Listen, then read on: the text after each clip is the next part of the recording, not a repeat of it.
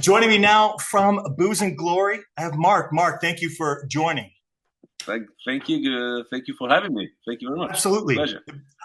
Absolute pleasure for me. As I was telling you before we got doing the interview, been a fan for a long time. I think it started back in, I want to say 2012. Because, before we had the streaming stuff like Spotify and music, if you don't live in the right area and have good record stores that get good imports and stuff like that, it's kind of hard to come across people unless you know somebody who knows somebody and so forth. And so back then for me, it was YouTube, funny enough. And, you find somebody you like on YouTube. I listened to satellite radio back then.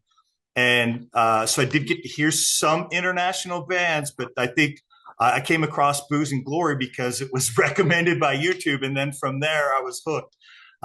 Plenty of stuff. I throw in, for anybody that's watching video, I got my throwback shirt on right here that I got a long time ago. That's amazing.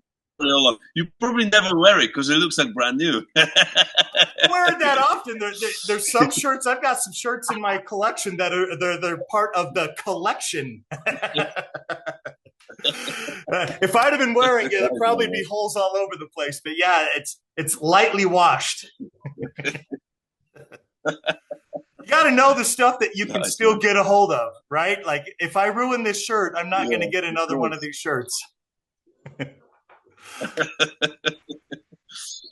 Yeah, Well, nice I man. appreciate you joining. Nice man. Great news on the Booze and Glory front. You guys have a new album that's actually coming out in September. You guys, about a month ago, released the first single. A video's out with that first single as well. Boys Will Be Boys. Uh, Great song, by the way. Like, I definitely Yeah, not disappointed, but I've never been disappointed. I'm going to let you talk here in a second, but I want to point out that when bands have lineup changes, some people are not as big of a fan, right? And in my opinion, you guys have never skipped a beat, no matter who was uh, playing or not playing in the band. Your guys' stuff is just great. It's solid every single time, and it's definitely your sound as Booze and Glory, not something that's like, oh, I guess it's Booze and Glory because Mark's still there, but it sounds different. It's not the case. You guys sound like Booze and Glory all the time. thanks, man. It's nice, nice to hear that. But like you said, the lineup changes are sometimes really difficult to avoid it, especially that we are very heavily touring band. You know, we play lots of shows, we spend lots of time together, and sometimes the things doesn't don't work. You know, in that van or in after 10 sleepless nights, it's like people argue and people, you know what I mean. And then now it's much less than it used to be because like it was the main changes with the band were where we became or where we tried to become in 2000. I think it was 2015 or 16 when we decided, oh, let's do a full time band. What I mean by full time band is like instead of just playing weekend then and then and do a regular jobs, oh, let's drop everything and just concentrate on the band and go on tour. And we done like 100 shows every year or 120. And it was like, oh shit, like, oh, well, this is, this guy, can't get on with it. It's that kind of this thing. We had to talk it through. We had to readjust the lineup a couple times. But with the most of the people now in the band, like a drummer, me, and a guitarist, we've been for many years now. Right. And recently, I dropped my guitar, as you might know. I wanted to try. First of all, I'm a bad guitarist. Let's face it. So to have to and I'm a bad singer too, but I have to sing. So I had to choose. Oh, you was yeah. So I said, okay, let me sing, and let someone else who's good guitarist, maybe he can get a guitar.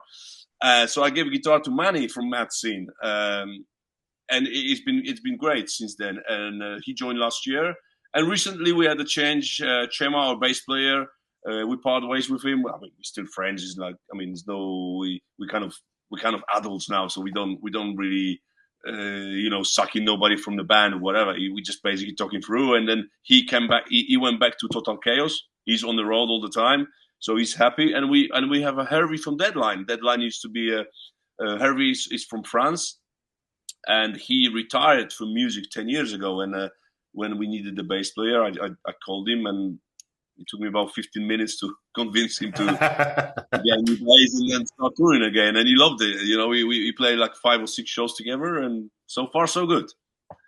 Excellent. It's turned out great. I mean, you could see the music video. Essentially, I mean, that's kind of you guys playing. If they haven't seen you guys play live, you guys have been doing shows as this group since last summer. Just last weekend, you guys were at Mighty Sounds, right? I saw the pictures and stuff there. So that's a really cool festival.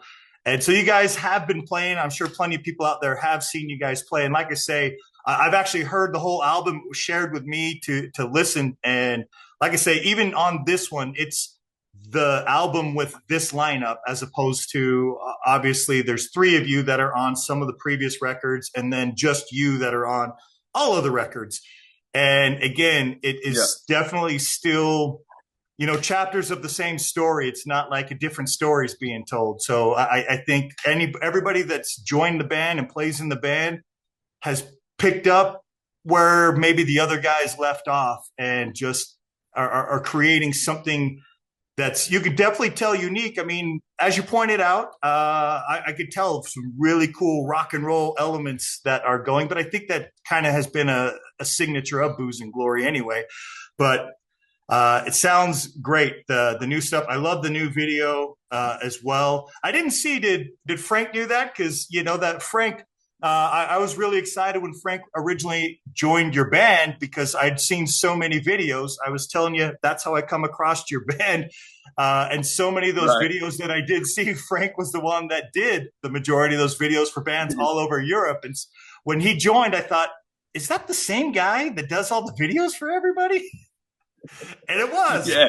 Yes. So the story with Frank was when we were shooting probably our first video, London Skinhead Crew. It was 2011, if I remember rightly. I called Frank because I saw one of his videos, and I called him, and he came to London from. He used to live in Italy that time, and I used to live in London, in England. I called him to do the video. And he came in and he said, "Oh, by the way, I play drums." And I was like, I didn't think too much of it because we didn't need a drummer. But then we done this video, and I checked him out on drums, and he was like, he's like a fucking machine, you know. So I'm thinking, like, if I ever need a drummer, this guy gonna have a phone call, you know. And eventually it happened. So yeah, it makes things easier. I must say that we have a video maker in a band. That's probably one of the reasons why we have like 15 or 18 official videos on YouTube. We took over the YouTube, right? More or less. So yeah, the last video, Frank done it. Boys Will Be Boys. And funny enough, tomorrow there's another video coming out, the second single. But that's not Frank's. We have another friend who done the other half of our videos, and that's his turn now. So yeah, the new video out tomorrow. And you are awesome. The first person to know that, because I haven't announced it yet. So. Well, by the time this is out for anybody else to hear, it'll already be tomorrow. So that they'll possibly had a chance to see it, or they won't have to wait to go see it. They can go see it right away. That's awesome. I'm really looking forward to the rest of that album. Whiskey Tango Foxtrot. What the fuck, right? What the fuck, man? Yeah, man. It's like we were thinking about the title, and it's like literally it's so easy now with the world. You know what I mean? What's happening? I'm not gonna mention anything because we live in the same world, so you must know what's going on. We know what's going on in Europe, everywhere, Middle East, US, everywhere, literally everywhere. Right. People go crazy. Every time you open the news, you say, what the fuck? You know, I mean, right. like this title. But we didn't want to say what the fuck, because then again, my mom would be upset if she reads that, you know? So okay, let's hide in between. And it's like, you know, I mean, it works. Whiskey Tango Foxtrot, you know, it works. Right. I don't drink whiskey anymore, but I used to drink a lot, you know? So. Well, when's the last time you did the tango or the foxtrot? Yeah, I've never done it, to be honest, but I don't mind trying. When we announced the title, I was expecting lots of questions. What the fuck? What this title means? But it's like, looks like everybody knows anyway. So it's like, it's pretty obvious. It's actually the film Oxford is also on the same with the same title. I think it's an American film, right? I think Whiskey so. Tango Yeah. Foxtrot. I'm pretty sure. Yeah, yeah. So it's pretty. I mean, it's pretty common, but it sounds good. So, I mean, like we wrote it down instead Whiskey Tango Foxtrot. We all put the votes who likes it. So everybody said, oh yeah, let's go for this one. So yeah, and I think it kind of works also for the lyrics for the album, and like I said, mainly for everything what's happening around nowadays. So that's what we can do as a musicians. Right. Say what fuck, well, as we can do. I think that, I was having a conversation with somebody the other day. The downside to stuff that is happening, like what we're talking about in the world, is obviously it's not a good thing, but a lot of great art comes out of those things that inspires people to, do something and, to create cool music, because if the world was no adversity whatsoever and nothing like this going on, the music would probably not be that interesting. Exactly right. I mean, it's good times for punk rock bands to write good stuff, Right. Sometimes got to look at the bright side, and I suppose that's the bright side. Not that I wish more of that to happen, but unfortunately, I think it's human nature. There's always going to be something happening. Yeah, exactly. As I just want to finish that as I get older, I understand it more, and I worry about it a little bit more than I would 20 years ago, But like you said, that's the world, and we just have to accept it or comment it the way we want to comment it. That's it, Right. Same way. As you mature, you view things a little different, and you have more experience. No matter what we think we know when we're younger, nothing changes out experience. And the older I get, anyway, the more I think this is just what human beings are. You look throughout history, people whine and complain about how we treat each other. Now it's not any different. It's just it's the same but different. People have always been like that. Just be grateful. It could be worse. There's been way worse times. You look through history. I'm as not great as it is right now. I wouldn't want to pick some other time in history and be like, yeah, I'll just jump into that time. Like, no, I'm good. If it's all going to suck anyway, I'm happy with where I'm at. Yeah, if you think that way, yeah, that's an interesting way. It's just I just hope that what those things happening now, they're not gonna be worse. That you have to say, oh, I wish we can go back 20 years ago. You know what I mean? I just hope that it's like, but anyway, difficult subject, man. It is, and there's always trade-offs. I think that's when things are too good, somebody somewhere is going to figure out a way to screw it up, and it'll just be different. Yeah, it won't be the same stuff. It's just going to be different. Yeah, exactly. What are your guys' summer plans? So obviously we were talking, I think, before we started the interview portion about coming to America. You guys have been here a handful of times. I've seen you, I think 3 of those times, had a 4th ticket that we were talking about. It was that COVID year for punk rock bowling, so didn't get to see you then. But Europe obviously being a lot easier. Like, your band's always been a multinational band, even if all of you guys, when you guys first started, if I'm not mistaken, you guys all lived in London, but you're not all from London. And as much as the band's changed, it's always been a multinational band. So probably just really easy and fun to go around anyway. You probably know people everywhere.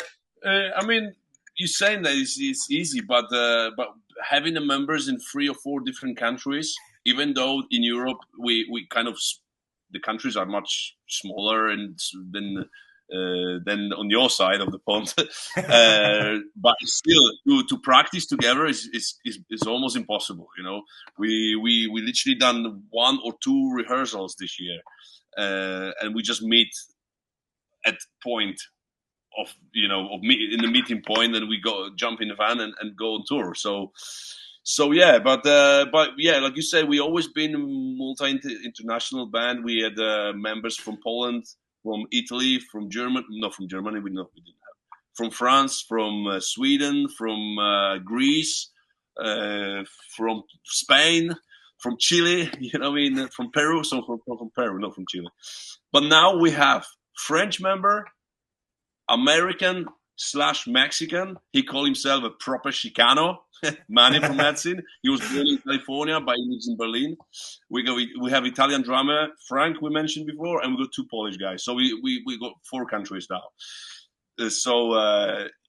When we turn up to the border, and sometimes when they stop us at the border, check our passports, we are in trouble. Like, we are a bunch of like illegal immigrants somewhere. We probably you know, smuggling people or something like that. We had to get out of the van and they check us everything, you know, and they never believe us that we are banned, you know. So because it's not normal, you know, if you are banned, you normally have the same nationalities, but with us always, but we never done it on purpose, you know. It was always like, because I don't look like in someone's passport. If I think someone fits for this band and is willing to do it and is good enough musician and is a nice guy, first of all, I don't care where he's from, you know. So that's why we have always these people from different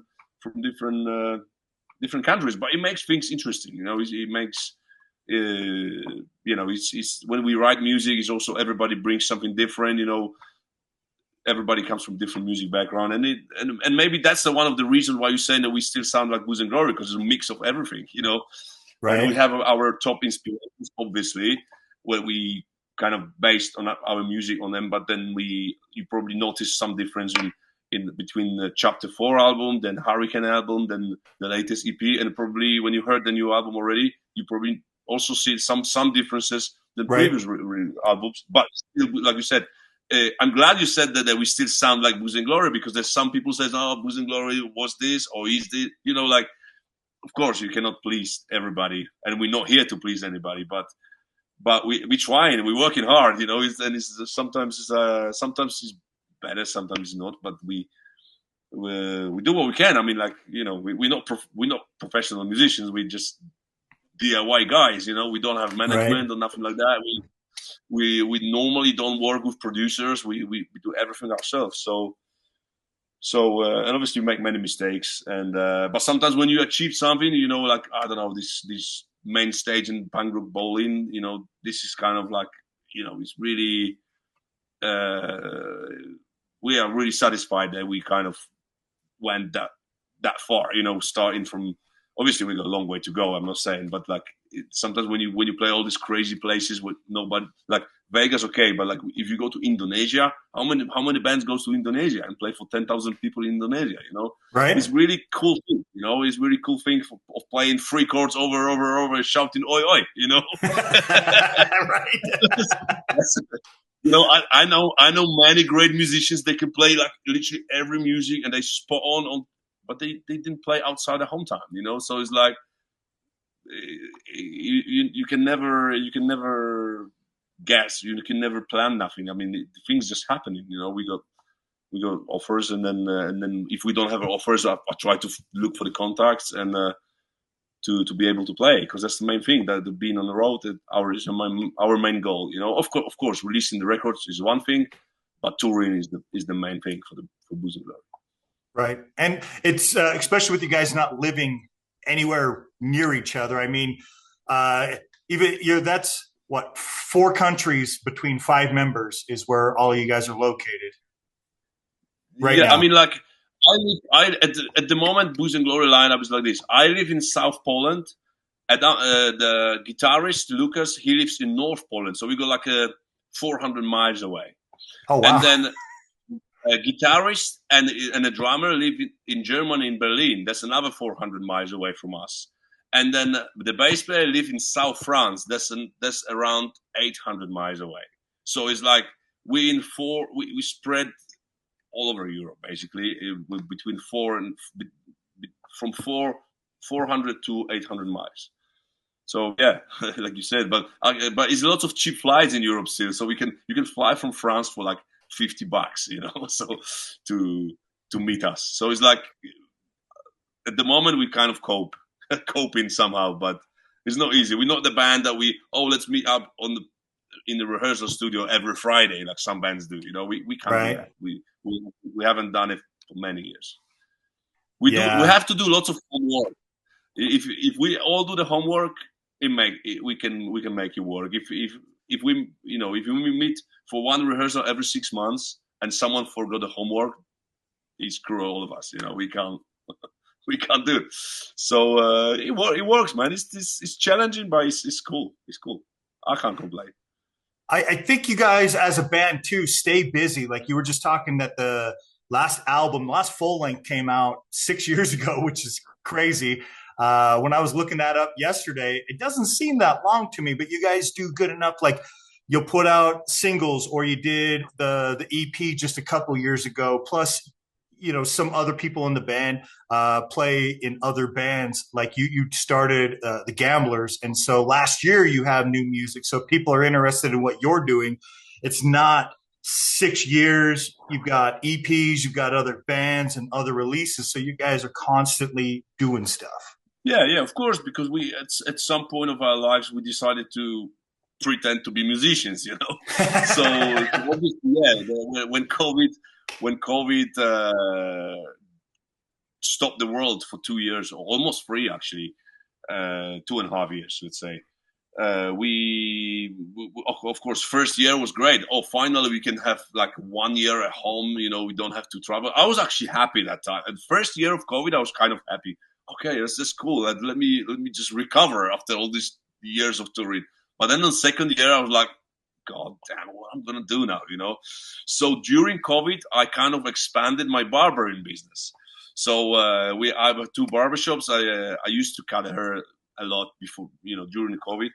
So that's what we've been doing. Then directly after COVID, when we could play shows, then obviously we slowly started doing the tours. The first tours were really bad because people kind of, it seems like people forgot that they can go out and enjoy live music, after this COVID years, especially in Europe. I don't know how it was in America, but like in Europe, after the world reopened again, it was weird 12 months. The first 12 months was like you went to the bar or to the shows and it was like there was no people there. I mean, people like it seems like they learn how to enjoy themselves in front of Netflix. You know what I mean? Like now it's okay, Right? it's kind of back to normal, but the year after COVID it was weird. So yeah, and then like you said, we didn't have we didn't want to release the record because, long story short, we released the Hurricane record in 2019 in fall, and we had the plan to tour this record for three years, and then COVID came in, the plan's gone. So after the pandemic period, we just recorded "Raising the Roof" EP for 4 new singles. We done 4 videos, so it was something like just to basically so people didn't forget about us. That we still kind of Right. drifted, we're still there. And then Whiskey Tango Foxtrot is just, I would say, is a continuation of Raising the Roof, of this kind of style and this kind of street punk, maybe sort of coming back to the old Booze and Glory style for a while. I don't know what's gonna happen in the next record. I mean, it's the beauty of being a free musician and DIY musicians that you can do exactly what you want. We don't have to do nothing what you're Right. supposed to do or someone expecting you to do, but you can just do. So with Hurricane, we went to Millen Collins studio. We wanted to do melodic punk rock. Some people said it's almost a skate punk. I mean, I never used a skateboard in my life, so it's definitely not a skate punk. But maybe because it was produced by the guitarist from Millen Collins, maybe it sounds a little bit like that, which is great. I mean, like I love to mix, experiment. Like I listen to lots of music, like from reggae, northern soul to hardcore. You name it. So I like doing. I couldn't record 6 or 7 the same sounding records all the time, about this and singing about the same subjects, because it would be just boring, it would be just boring for me as a musician. So yeah, we 6 years later we got a new record. So let's see what happens now. If we can tour it a little bit. There you go. That's what I was going to ask. Is since with Hurricane, you were planning on maybe touring 3 years. Obviously, the plans changed, but with this record, Whiskey Tango Foxtrot. Is that the plan? Is to like a certain number of years that you guys plan to tour? You're obviously been playing a bunch of shows. You got summer shows. You got an album release show in Poland already on the books. Yeah, Uh, yeah, we have the album is out on the September the 12th, and from September 18th we start in the tour, which is gonna last until Christmas. So it's gonna be very long tour in Europe, many countries. We want to concentrate on Europe first because it's our probably the easiest, the easiest for right. us. But then we have already plans for South America, Asia in the spring next year, and hopefully US and Canada, which, like I said, we have to work on it because I really want to go back to North America too. Where in North America have you had the best time, I should say? And what I mean by that is, you know, America's huge, right? And both coasts Yeah, have a lot of population, a lot of cities. And when you try to get into the middle, especially once you get past the Chicago, right? West of Chicago is pretty wide open until you yeah, hit the West Coast. So uh, you yeah, know, I tell bands all the time from Europe, especially ones that haven't come, go to the East Coast because you can travel from big city to big city in just a couple hours, and you don't spend all days yeah. traveling, and you get to see a lot of people. If you come out west, people will be appreciative, but it takes a lot of time to get from city to city. And obviously a lot more in travel expenses, a lot more in gas, and a lot more sitting in a van and those kind of things. But for you personally, what have you enjoyed? Like, where's the first place that you guys want to get back to when you come back to North America? Well, I would say probably the first place we're gonna go back is the West Coast, and I'll tell you why. Not because there's something wrong with East Coast. I love East Coast just as I love West Coast, but probably West Coast we have a bigger following in West Coast, and I don't know what's the reason. I mean, like I can kind of guess what the reason, because Booze and Glory is we started as a oi band slash street punk band, right? And it looks, I might be totally wrong, and maybe you can correct me, but it looks like the East Coast street punk scene or oi scene, they are more into this rougher music. I don't know if they, because we play melodic music. Like even though we have these oi elements and the street punk elements in the music, we always play this melodic music. And for when we go to America, we all in the band agreed that East Coast prefers the oi sounding more like the bands like Templars, you know, this kind of part of the scene, you know. But saying that, we had such a good time in East Coast. It's just that the shows were much smaller than shows in West Coast, you know. So answering the question, like you said, is the United States is like 52 or 3 different countries. Each state is completely different Yeah. to me. When we play in Los Angeles, and a few days later we play in Texas because we're driving for 4 or 5 days. That's like being completely different countries. So I don't know. It's hard to say. US is a beautiful country, and even though, like I said, some shows are smaller than we play in Europe or in Asia. It doesn't matter. I mean, it doesn't matter. There's those 100 or 150 or 200 great people. You know, every time we have a good time in America, and the only bad thing is the costs. And obviously driving 3 days to the show. Now when I'm 45, for me, like driving in a van from Vegas to Texas, it's like, wow. It's just driving. You just drive and drive and drive, and it's never ending. You know, It is, and there's not a so lot to see there in between really there. difficult, you know. Sometimes you're like you're coming from American tour, and it's like you just want to. Oh my god, I'm gonna die now. You know, like I'm gonna die. So tired, you know, like. But then you recover and you want to go back. So it's like it works like this. I mean, yeah, I don't have a favorite. I mean, like it's great to have. Of course, if you go to Punk Rock Bowling, you got all these people. You got Vegas around, all these flashing lights and crazy people around. That's great. But it's also great being in Seattle when it's completely different vibe. You know, San Right. Francisco, Los Angeles. Even though San Francisco and LA is still California, it's two completely two different places for me to to be, Right. And then you go to New York, that's completely different on the other side. Go to Florida is different experience. When in 2019 we done this crazy tour with Dropkick Murphys, they took us all over the place. I think except West Coast. It was everywhere, but not West Coast. And we had this opportunity to play. Like one day we play in Florida when it was boiling hot, and then a few days later we were in Canada when it was snowing. Like that don't happen in Europe. On one tour. Yeah. So it was a great experience, and yeah, so many crazy memories from American tours. You're right. There's so much to see. There's so much variety. So what you were describing after COVID, 2.5 years, like here where I'm at, is different than like Southern California probably was as you described, and there were some other cities and other states. And the funny thing is, it's not like regional, like the Southwest was all this way. It's so different throughout the U.S. But like here in the States, summer of 21.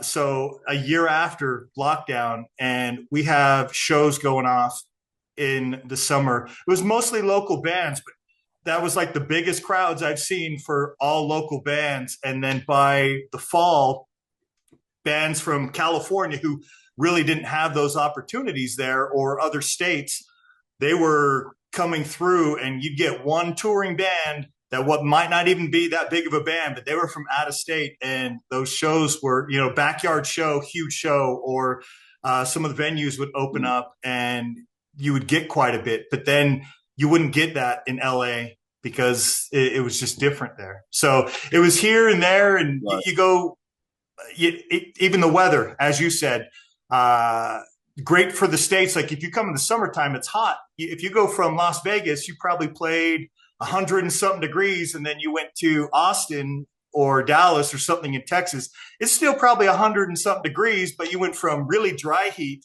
to really humid heat. And so it's all the same. There's areas of the US I'd be like, come in the wintertime for there. But then I would never say come in the wintertime and go through Utah, Colorado, Wyoming, because there's a good chance you'll get snowed in one city and have to skip a couple cities because you can't drive through to the next city. Or you go to Seattle and you need a massive umbrella to get by, Right? Because it's raining all the time. When I'm in Seattle, every time I feel like I'm in London. It's like, I don't know, the vibe of the city. It reminds me a lot. Obviously, the rain is one thing, but also people. I don't know. Seattle does something connected to London, but I cannot establish what is it. Nice. But yeah, man, it's good, man. Like I said, we've been touring the States since, I think first tour was 2014 or 15. So, and we were in the States 4 or 5 times. So each tour was completely different. We done one pretty bad tour when we didn't have a much publicity to promote it. Plus, there was lots of competition on the road. Everybody was like, I think there was the tour after COVID, like when we had. It was all the European bands decided to go to America at the same time, and it was like we were playing the show, and 2 bars further down, it was another European band. So it was like it was so much competition, and that was a bad one. A bad one. I mean, the turnout was quite low, but it was still great times. Don't get me wrong, but we done great tours too. We done this great tour with Dropkick Murphys, like I said before, with our first Californian tour in 2015 or 16. That was crazy, man. That was crazy. We only done like 6 or 7 shows, but that was really one to remember. Yeah. So man, I hope next year. But it's also, how many us Europeans we got all these dilemmas, right? We look on the United States map, and we're planning the tour, and then what we doing? Okay, are we just doing West Coast and going that for 10 days? Okay, maybe that'll be the easiest. We calculated, no, it's not worth it because the flights cost this, visas this. Oh, let's go for 2 weeks. So 2 weeks in the West Coast is impossible because there's not enough cities. So we have to either do West Coast and fly to East Coast, but then what are we going to do with all the equipment? what happened with the van, how much, you know what I mean? Okay, so let's drive from West Coast to Texas. It's, it's like all these dilemmas, because to cover the whole country, you have to go there, I don't know, maybe for 2 months. I don't know. I'm not able to tour 2 months straight because I got 3 years old daughter. She would kill me when I come back, So it's like to go there for 10 days, like we can do in Europe, in the States, is really difficult, Like it's so expensive and lots of logistics involved, but no one said it's going to be easy, when we start playing. Yeah. It's tough. It's doable, I suppose. Do you know the band Haywire? Of course, yeah. Okay. They started their tour like the beginning of May. They're actually in Salt Lake tonight. I'm going to go see them tonight. And I think their tour actually ends in August. So like all of May, all of June, all of July into August. But I mean, they are doing, I don't know, they spent like over 2 weeks just in California, I think. And then, in Texas, they've got like a week or so in Texas. Florida was like a week and a half. And so they are hitting, I don't know how you pick that, 3 months worth of cities. That's got to be a chore just there. Like for you guys to book for 2 weeks is probably not too big of a deal as far as like finding a venue. Like, all right, let's pick these 10 cities for 10 days. Not too big of a deal, but to get in 90 plus days, and I'm sure they're doing 75 to, I didn't even count. I mean, the font on that flyer is so small, you almost have to zoom in just so you can see where the cities are on there. And to get 70 plus cities, like, all right, where are you guys playing to get 70, 80 shows in 3 months? Man, I'll be dead. I'll be dead by just look on that flyer. I don't even want to see that flyer. Yeah, I don't know. Could you do that in Europe? So you say to the band, all right, just hypothetical, because I get that your daughter's not going to want you to be gone for 3 months, but could you guys say, all right, let's go for 90 days straight in Europe, obviously a break here and there between shows, but to go 90 days straight, like how many small cities do you think you'd have to play to pack that in? Or, it's kind of different there. There's a lot more people in smaller areas, even their smaller cities. And I say that compared to like out here in the West where, if you go from where I'm at to Las Vegas, it's a 5.5 hour drive. But I bet for 4 hours of that 5.5 hours, you're not driving through any cities. It's just open area. And so you probably don't get quite so much of that. But do you think that's something that you would plan out and be like, oh, yeah, we can make this work. Let's do 75 cities in 90 days in Europe? Well, I know a few bands who do this sort of stuff. For me personally, I mean, the longest tour, the most intensive tour Booze and Glory ever done was the first tour after Hurricane record, which we done 30 shows in 32 days around Europe. And that was like, full month of playing with this one-off. It was great, but it was a little bit too much for us because that was a time when we were all partying really hard. Now half of the Booze and Glory don't even drink the beer. So we could maybe do it now, but back then it was like everybody was like, okay, that's a whiskey, that's like. So 30 days on the booze, it was like really bad for us, But we managed to do it. But being serious, like this sort of things in Europe as a band, I wouldn't do for one main reason because what is like you said, when you drive through the States, 5 hours from one city to city, you don't see anything between those cities. Where in Europe, in 5 hours, you can cross 2-3 countries, because they're so small. So to play 90 shows around Europe, yeah, it's possible if you cover all these smaller countries and the smaller towns. But probably there's really no point for you to. I'll give you one example. You got 3 kind of bigger cities in East Germany: Leipzig, Dresden, and Chemnitz. There's no point playing those 3 cities day by day because they 45 minutes from each other. So people travel to see you, So it's better to play one show for 500 people than 3 shows for 150 each, right? So it's big as a band, So you can play for all these people in one bigger place, you know, and people will travel. So I wouldn't do that. I mean, like in the States, it makes sense if you have the physical and mental ability to do this sort of tours. For the reason of being such a long distance between cities. But in Europe, it really don't make no sense. I mean, there's a couple bands where they're constantly on the tour, like Los Fastidios or Total Chaos. I can see them touring all the time for many days straight. Or the Drowns coming back from Seattle, our good friends, they coming back to Europe 4 or 5 times a year. And it's fine if that works for them. It's fine, but for me, being a European band, I wouldn't do that. I mean, like 2 good tours, like 10, 14 dates a year, and you can cover majority of the places, because Europe is relatively small, right? Unless you want to go to Scandinavia and then like Sweden, Iceland, and those places, but.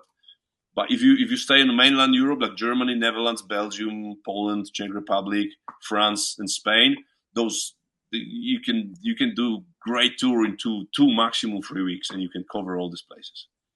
That's great. As long as you've been playing and touring, is there anywhere you haven't been that you would like to go play?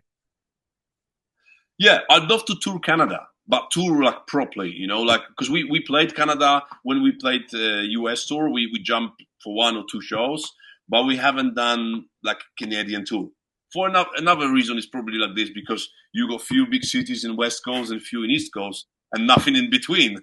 So when you look in the map, it's like, oh, how this tour will look like, what we gonna do in the middle, So yeah, definitely Canada is on the cards. I really want to play South America more, because we played Brazil a few times. We played Mexico, but we didn't go to Chile. We didn't go to Argentina. We didn't go to Colombia. And I know we have a lot of fans there, so it's just not easy to set it all up, But I really hope the next year we're gonna do it. And I want to be back in Asia, because Asia is great. I love Asia. Yeah, they have a lot of great countries in Asia. It's so many other places are so spread out, like even South America, all those countries you named. I mean, they're huge. Just Brazil alone, the Amazon forest, I think, stretches as far as the United States is wide, pretty close to.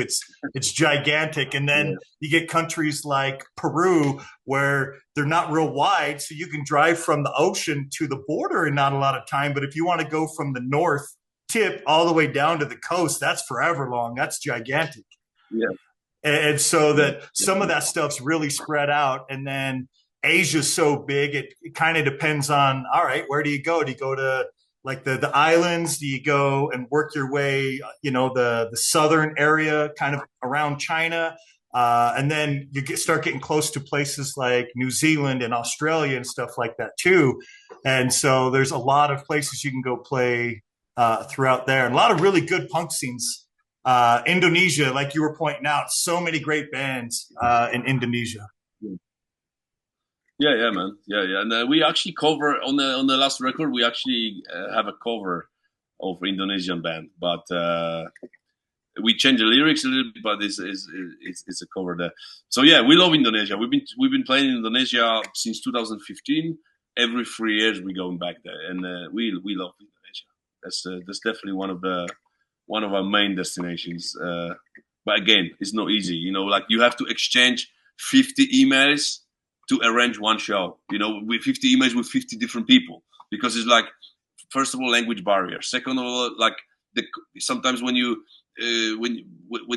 calculate the cost, like for these guys to bring the band from Europe, it's like they have to, like 10, 20 people put the savings together on top, and they say, oh, we can afford the flights for these guys, So it's like, for them, it's so much money, even if we like play this, you just cover the travel costs. We fine.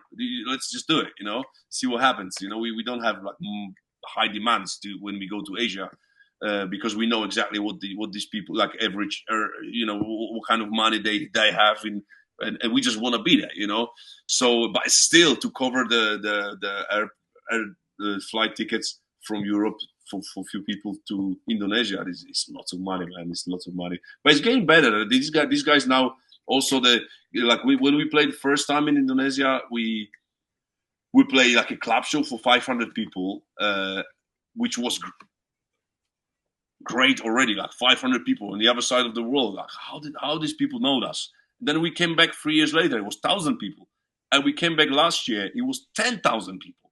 Like I thought that these people think that we're someone else. You know what I mean? Like when they come for someone else, I said no, they come for Booze and Glory. Because I remember like today we arrived in Indonesia after this 24 hours epic flight.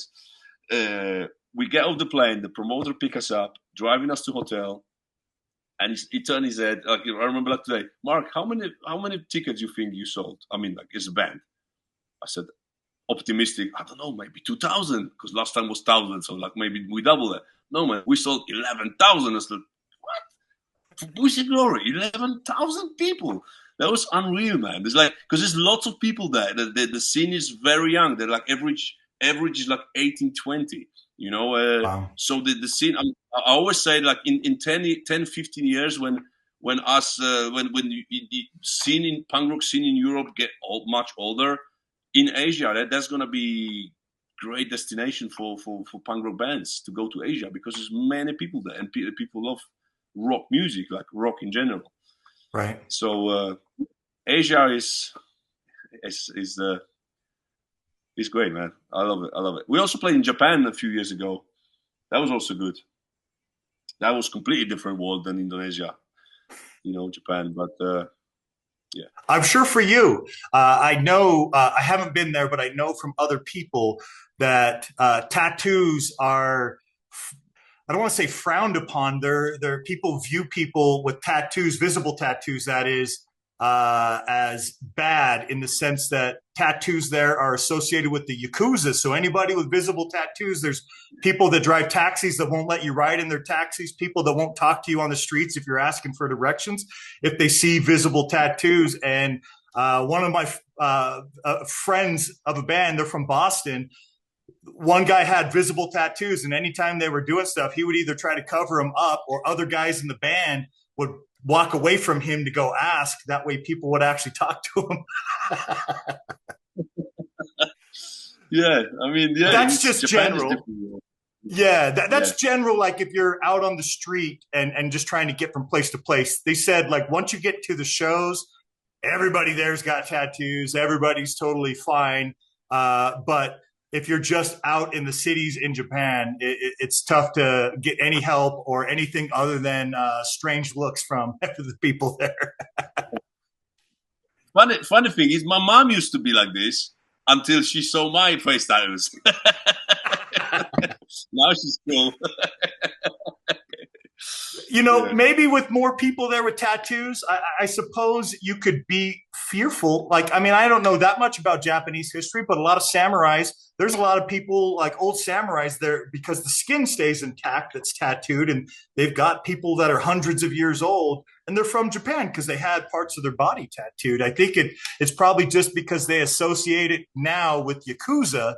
And so maybe that's why that they're a little more fearful of it as opposed to just tattoos in general. But I think that's probably the same. I would say when I was in high school, because I'm the same age as you, people looked at people with tattoos, especially face tattoos, as scary, you know, right out the gate. And nowadays it's just more commonplace, especially here. Yeah, man. Like I remember our first shows in Sweden.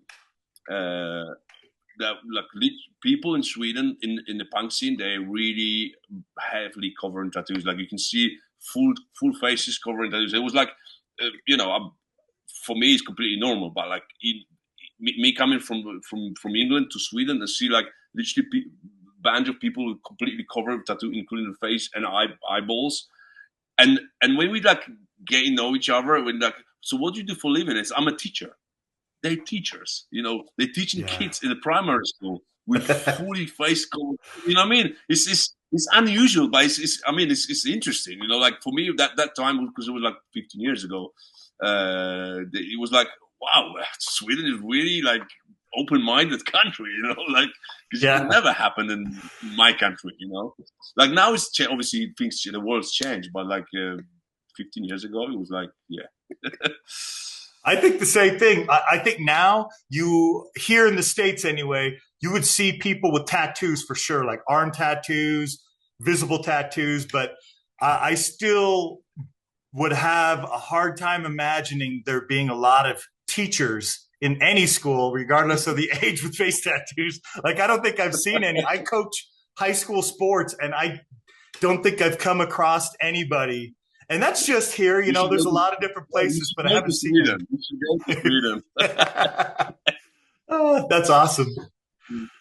Uh, so Canada is on the list of places that you haven't been but want to go to. Anywhere else that I don't know? Like, I it's would really love hard. to, Like, I would, I would love to play in New Zealand because we done Australia, but we never went to New Zealand. So maybe one day New Zealand, yes, also that'd be great. But man, we had the offer to play South Africa. We didn't go for whatever reason, but that would be interesting too. We played in Russia many years ago. I guess that will never happen anymore. But we done it. We ticked the box. It was pretty cool that day, that time. There's also a few countries in Europe we haven't played.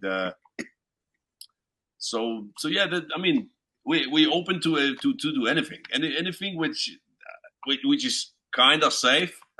They won't kill me. I don't want to play, you know. yeah, you want to go play the show. You don't want to run for your life. Yeah, especially now with my daughter waiting for me. You know, like before I couldn't, I didn't care that much. I mean, like let's go, let's see what happens. But now you have to be, some places can be a bit sketchy, Yeah. and I'm sure those are maybe the you should have places that make watched for great something. stories later, though, right?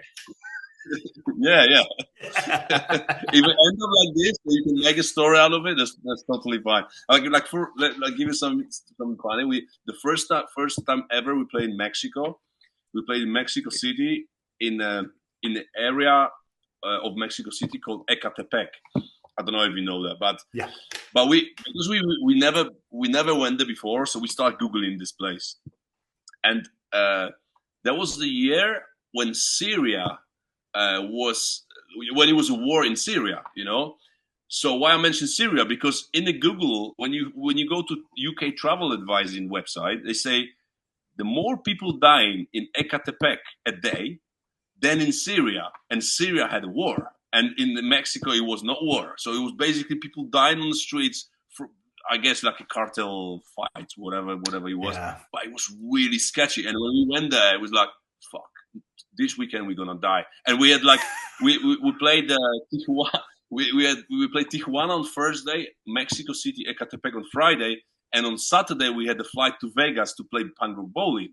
So it was like, oh, let's make this show to Vegas, and then we kind of survived. We had lots of security. We couldn't go out anywhere. Like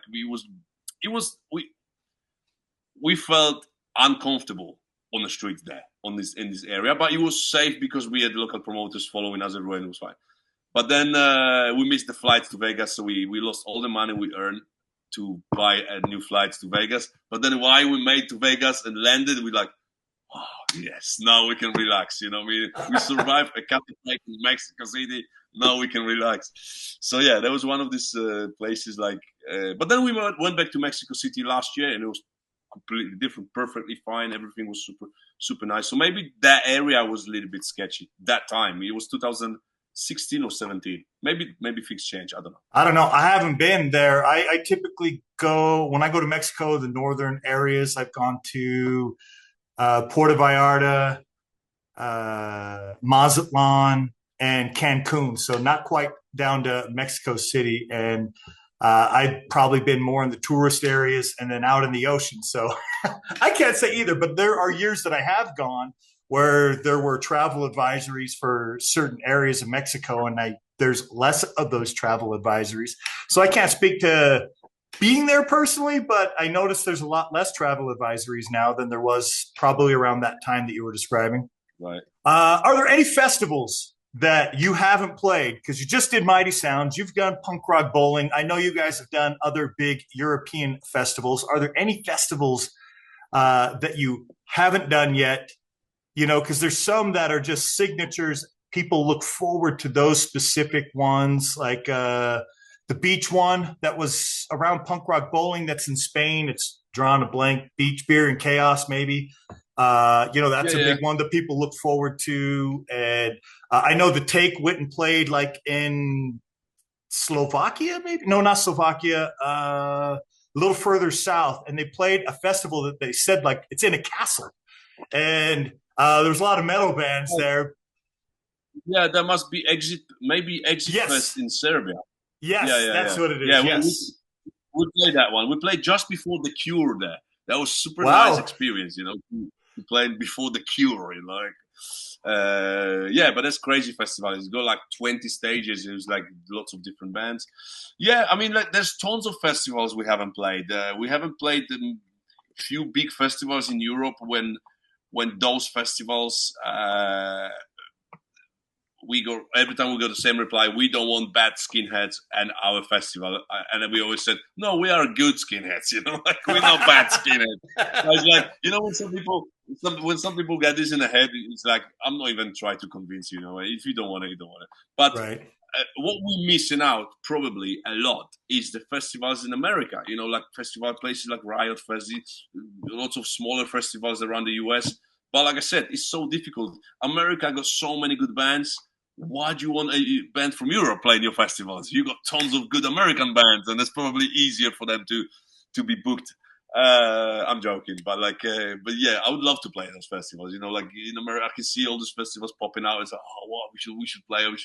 But we don't even have American booking agent anymore. Today we are super DIY. Everything's DIY, and to get onto festivals, you need to know these important people. We are, for us, it's just difficult. And while I'm getting older, it's like also like, oh, how many? If I send another 100 emails next week, what's gonna change in my life? Is someone's gonna, someone's gonna reply or not? Like sometimes it's like, oh, whatever, like maybe one day. So there's no particular one festival. I can tell you few bands I would love to tour with. We haven't toured. We haven't played any shows with Social Distortion, and I'm a massive fan of Social Distortion. So I really hope that one day we got that opportunity to play to support Social Distortion. Also, we never play with Toy Dolls, from England. So and I'm a big fan of Toy Dolls too. So those two bands, like in top of my head, come up first when someone asks me, which band you want to tour with? Toy Dolls and Social Distortion. Because every other my personal favorite bands, we play many shows with it, and they was also always great. But those two bands, they're still on the list for me to tick the box. It's just with Social Distortion, it's so hard. It's like they don't come to Europe very often, and when they do, it's difficult. But maybe one day. Well, hopefully this year was the first year they played Punk Rock Bowling, so maybe they're going to be a little more active and maybe head over to Europe. I didn't notice if they did or not, but first year playing Punk Rock Bowling, and they're from California, so that there's always plenty of California bands of Punk Rock Bowling. And that was the first year in 25 years that they've played. So you never know. Nothing gonna surprise me with this band. There's so many things like I would never expect to happen, and they happened. So yeah, let's see. Well, it's because you guys are doing a good job. You're good at what you do.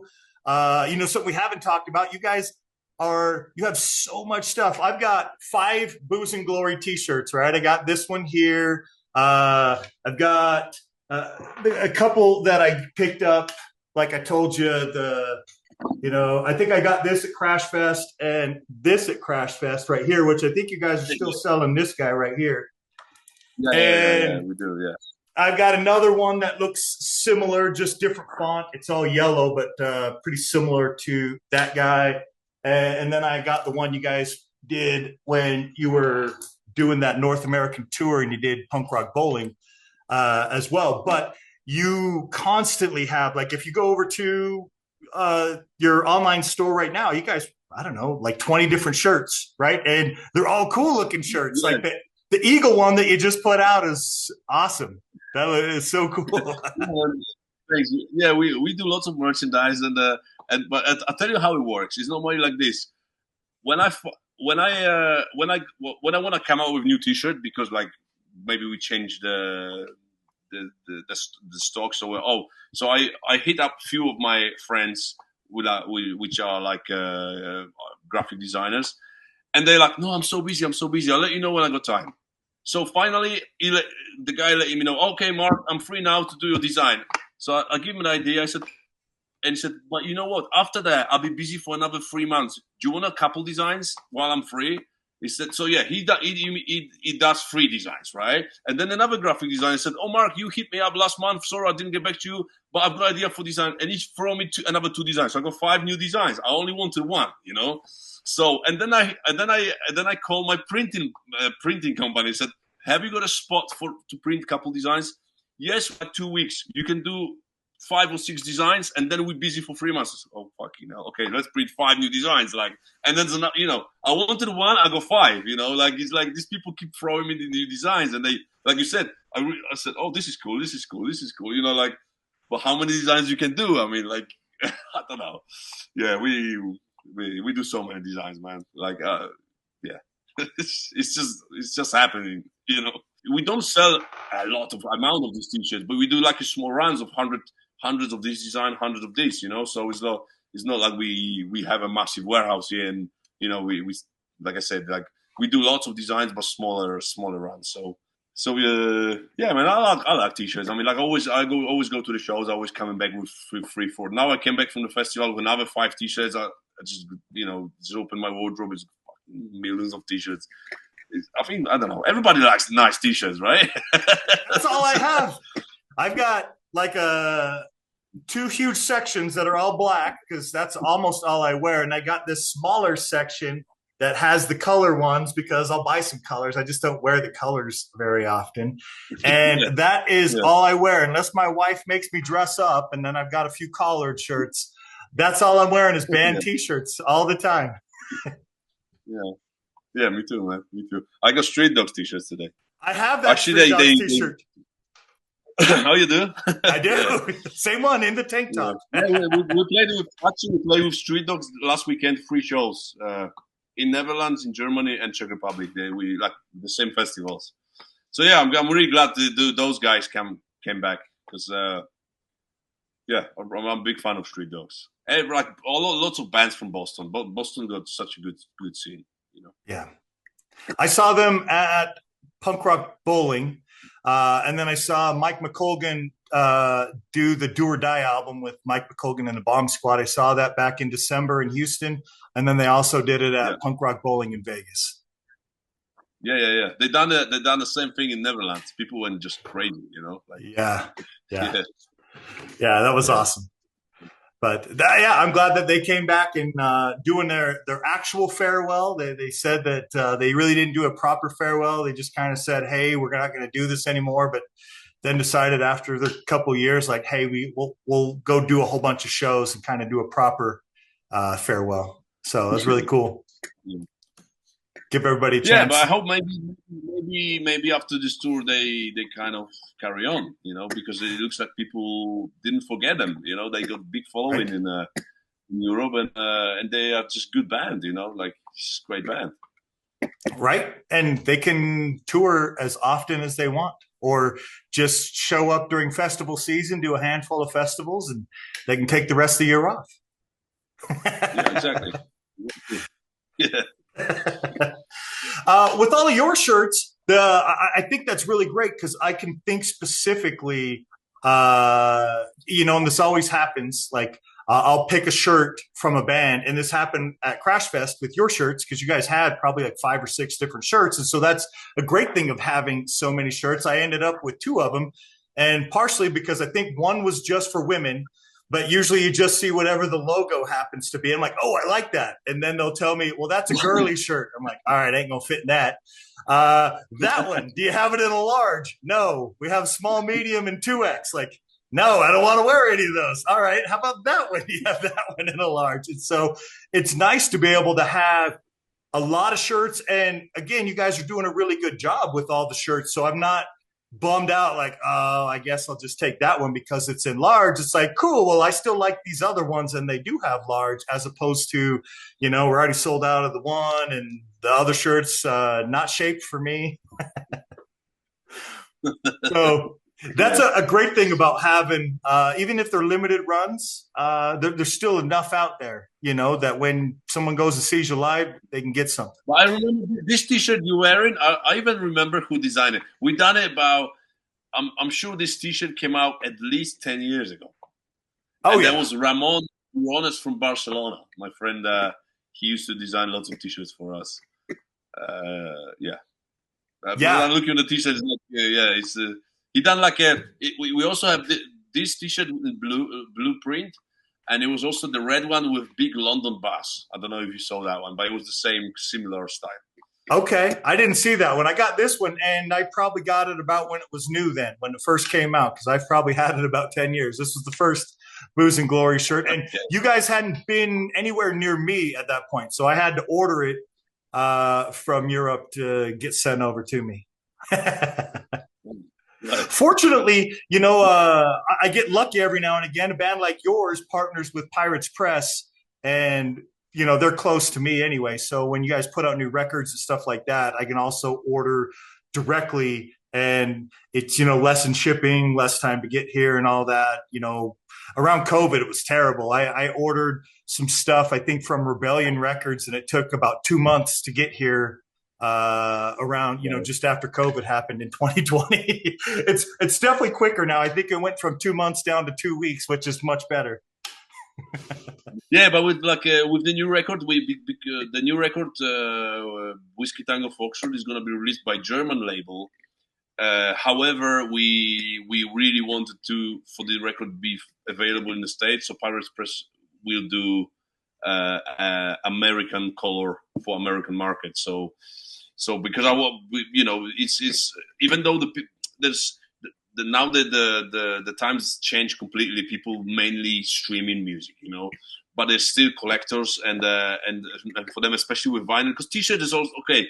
You order T-shirt from Europe and eventually it's gonna come, and probably it's just a T-shirt, it's not gonna get damaged. But if you order the vinyl from Europe, after 1 month being everywhere before it gets to you, it might get damaged easily, So it's always good to have the vinyls available closer, So luckily, Pirates Press wanted to do like I said, American I can't remember the color they have, but they got really cool color just for the North American market.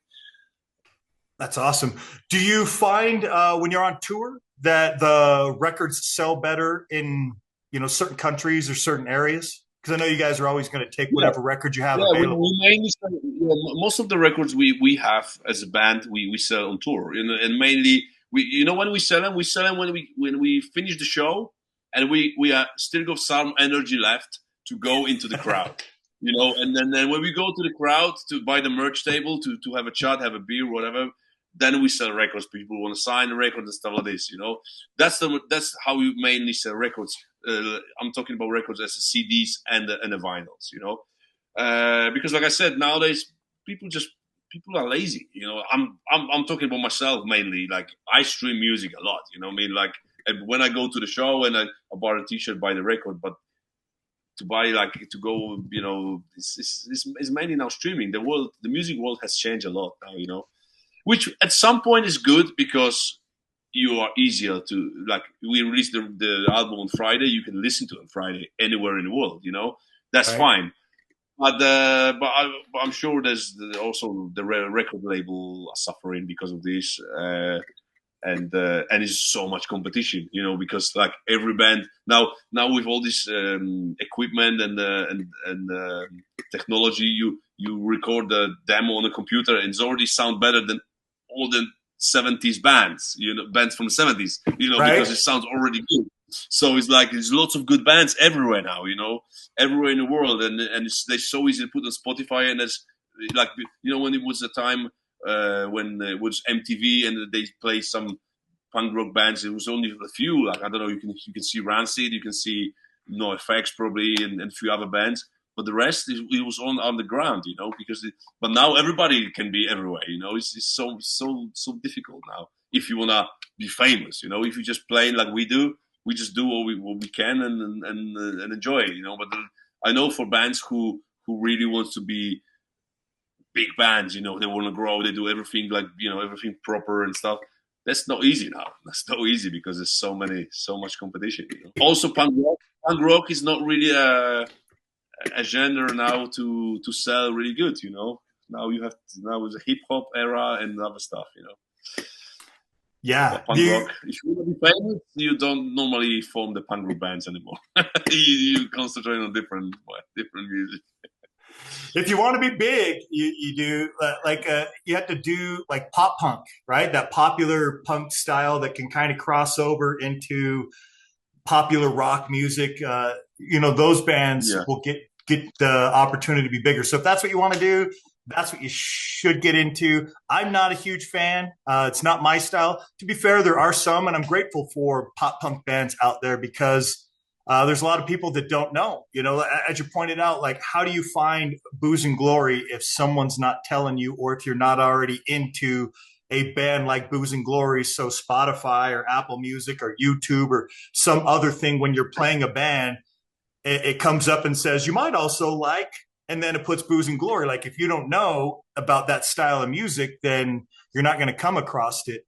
But if you listen to these popular bands that are going to be on radio and wherever else people are getting their music, then they'll start looking into those bands, and you get some of those bands that play some of those festivals that bring in bands like your band, and then they get that exposure. So, as much as I'm not into pop punk per se, there are pop punk bands I do like, and there's some songs I do like, but I'm grateful for it because it's the gateway that leads to all the stuff that I enjoy, such as your band, street punk bands, oi bands, pogo punk bands, hardcore bands. Even though hardcore probably does well enough on its own, it kind of crosses over with metal, and metal's huge. Like, if you want to be popular, be in a metal band.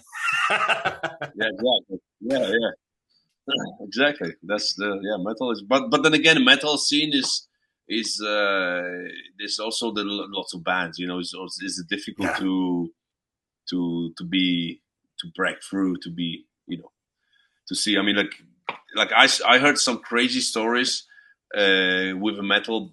I can't remember the name, but like big metal band taking the bands on tour with them, and they actually charge them lots of money to be on that tour, charging the support bands because for them to be, because for those bands to play these bigger crowds, they treat it as a promotion. But in the punk rock world, I never heard of that kind of. I mean, I heard lots of stories about bands not being paid for the shows, which is pretty common. When they want to support big bands, they just want to jump on the bill and show themselves to the bigger audience. We've done it many times, and but to actually pay to play is something I would I don't know, but it happens in the metal scene.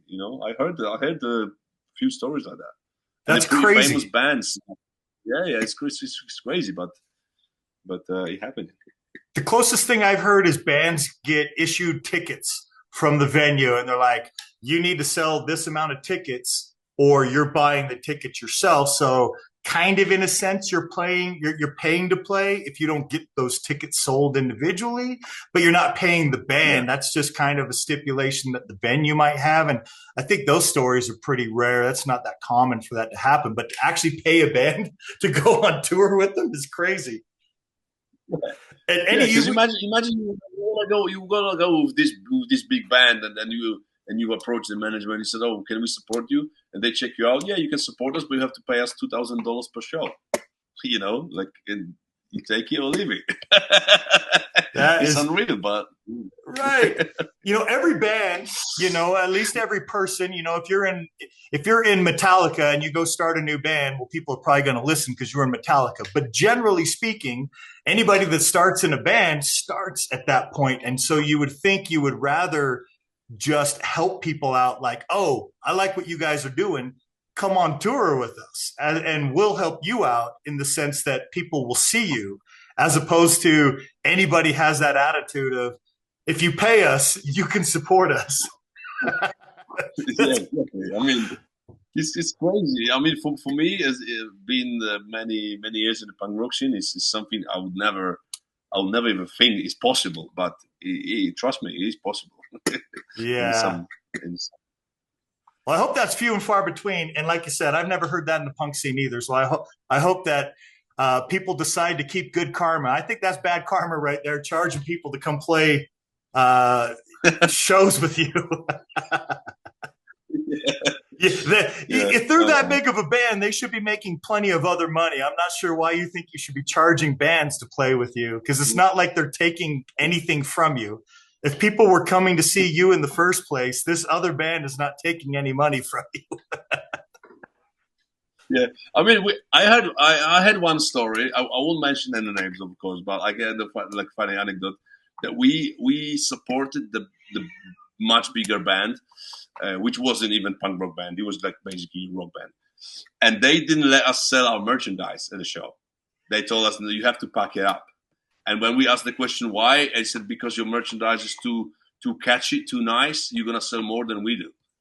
Can you believe this? It's like unreal. We had to pack it all up, and we just played the show and went home. That's crazy. So yeah, man, it's like it's just That's when you go outside where your van is, and then just open up the van and just tell people, "We got these shirts. We're not in the venue anymore. They asked us to not be in there, but we have them out here for you." yeah, Well, they're right. yeah, You man. guys do put out some good stuff that people want, and you play well, so people are going to want to go support you. On the album, you have all the tracks listed, so if people go over where it's available, like on iTunes and stuff like that, it has the tracks names listed. Obviously, you have one available, and it sounds like another one's coming out pretty soon. Maybe by the time this is out, people will already be able to see it. But are there any Yeah. specific tracks that you want to talk about?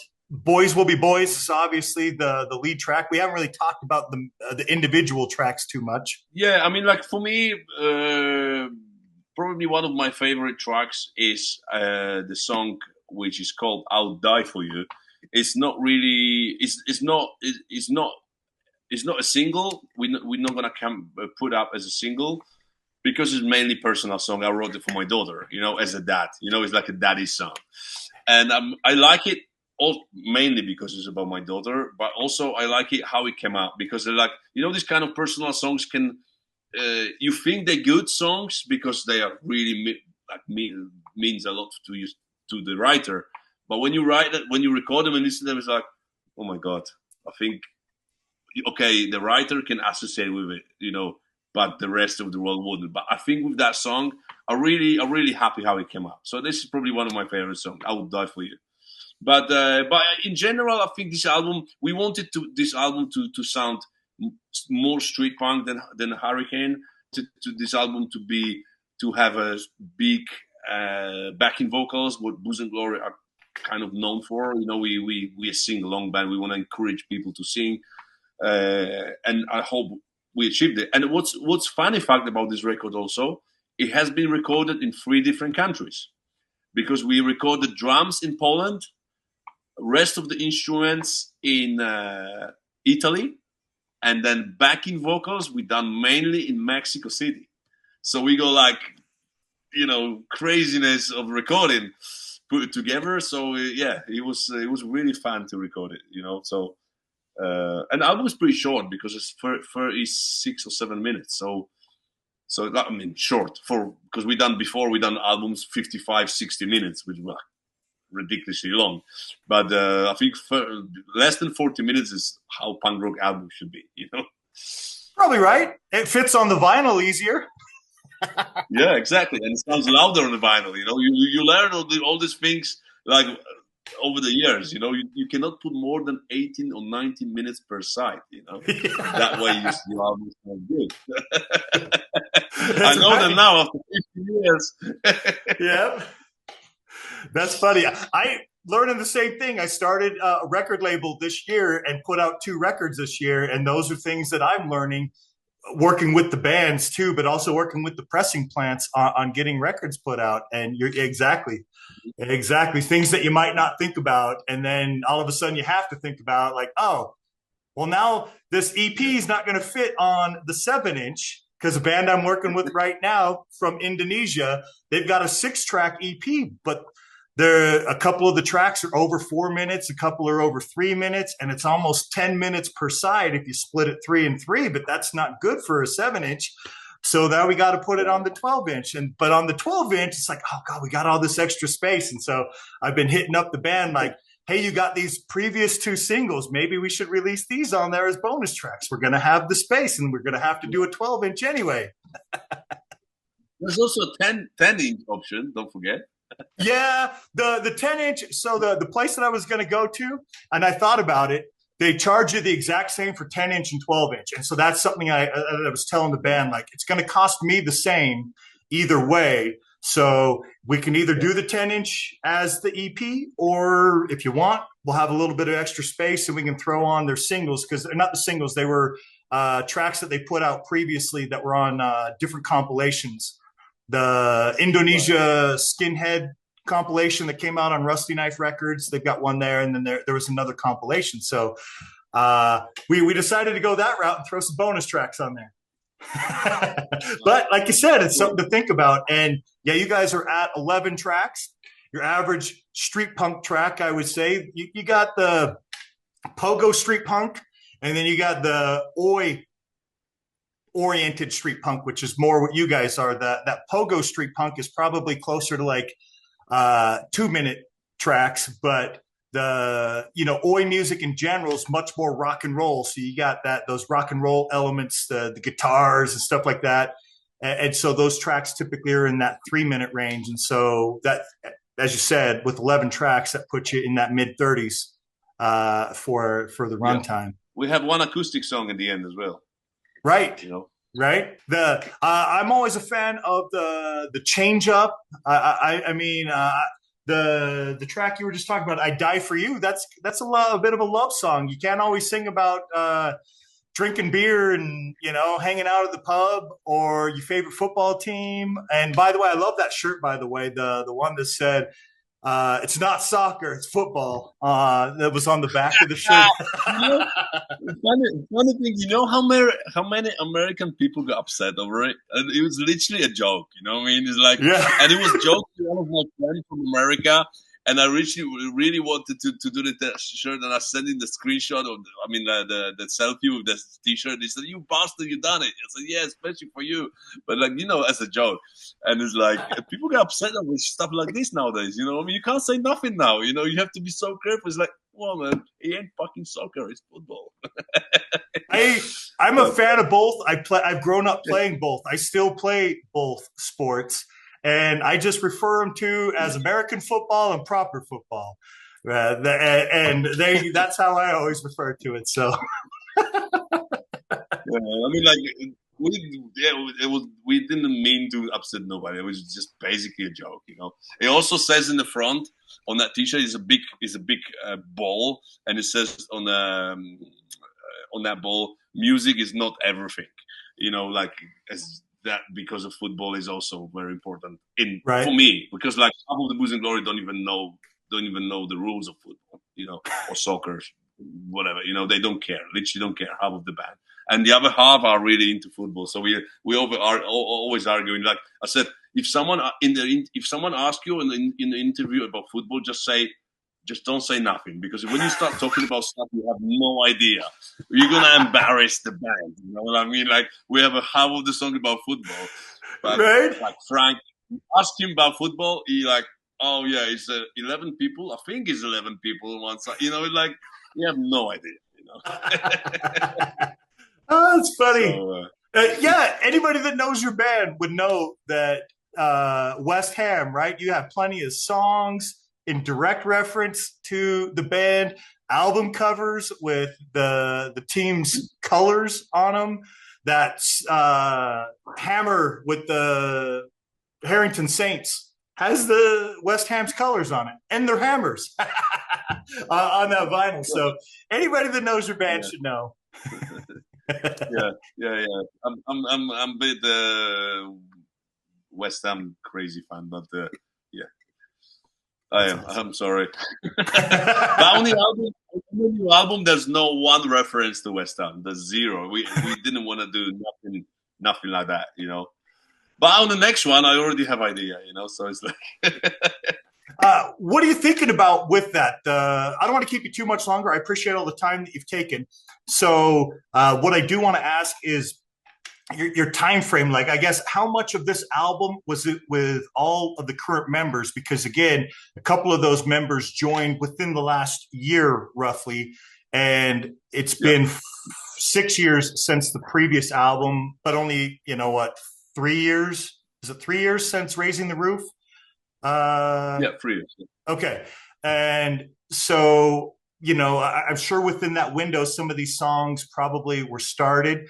Uh, this is a multi-part question, I suppose. It's, I guess how much was the band, all five members involved in all 11 tracks here? And then what is your schedule? Because I'm sure when you bring in new blood or new people to the band, it probably has that different level of inspiration, that different level of drive, that wanting to work together because it's somebody else. And so where do you think that's going to lead? Obviously not 6 years, I'm going to guess, for the next album. Yeah, I mean, like we like how we normally work with Booze and Glory is like me as a singer and Lucas as a lead guitarist. We normally either me or him come up with the first idea of the song, and then we sometimes I put it all together in my little studio at home, send it to the guys, and they said, "No, this is complete shit," you know. Or sometimes it's okay, it's good potential, but let's change this. You know. But the first idea is probably either come from me or from Lucas, you know.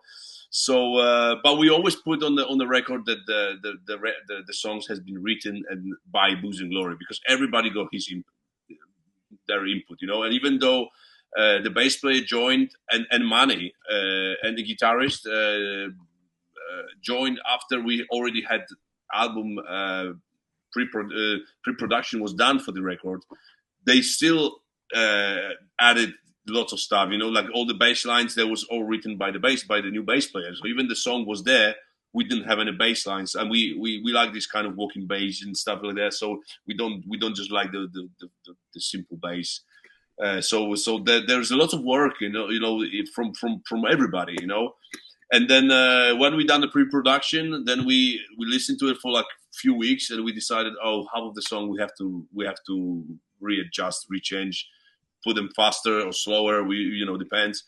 So we met together and we stripped them all down again and start doing again. You know, it's like it was quite a long process. You know, it took us over a year to write it was first, but then to do the pre-production it was almost like 10, 11 months, and then recorded it was only 2 weeks. You know, but there was lots of changes.